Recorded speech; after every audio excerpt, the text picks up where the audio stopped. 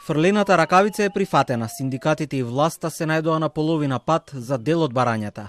Премиерот Мицкоски денеска кажа дека понудата е на маса за 7800 работници, кои се дел од јавната администрација да добијат зголемување од 40% на платата во периодот од 2 години.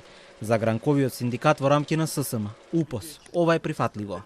Ние сме подготвени, не е битно каде ние ќе појдеме и ќе го потпишеме. Тоа е, понудата е ставена на маса и доколку се прифати од нивна страна, нема никаков проблем, тогаш и овие 7700-7800 државни службеници и административци ќе добијат, повторно ќе кажам, за 2 години и 2-3 месеци од денеска минимум 40% повисоки плати. Председателот на УПОС Трпе Дејановски вели дека ова било прифатливо уште пред 1 година и велат, ова не е понуда на владата, туку барање на синдикатот од 2025 година. Сега останува и дилемата, дали синдикалниот потпис ќе го забрза процесот и за минималната плата и за растот на останатите плати, или тоа прашање ќе продолжи да виси во неизвестност. УПОС за оној мандат што ми е даден мене од страна на членовите на УПОС го прифаќа овој предлог и беше овој предлог прифатлив уште пред година дена.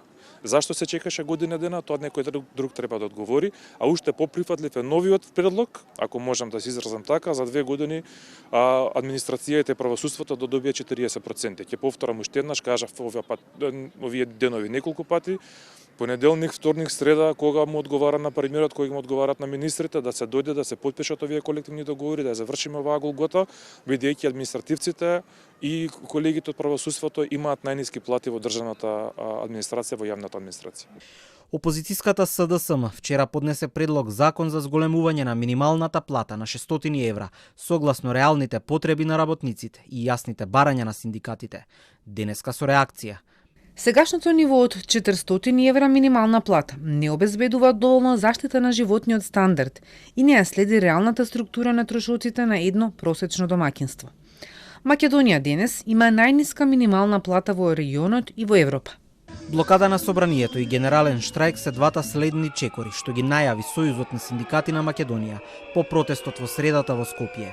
Првата блокада ќе биде следната недела, а ќе се блокира работењето на собранието и пристапот на пратениците, кај кои 1 година стојат законските измени за зголемување на минималецот.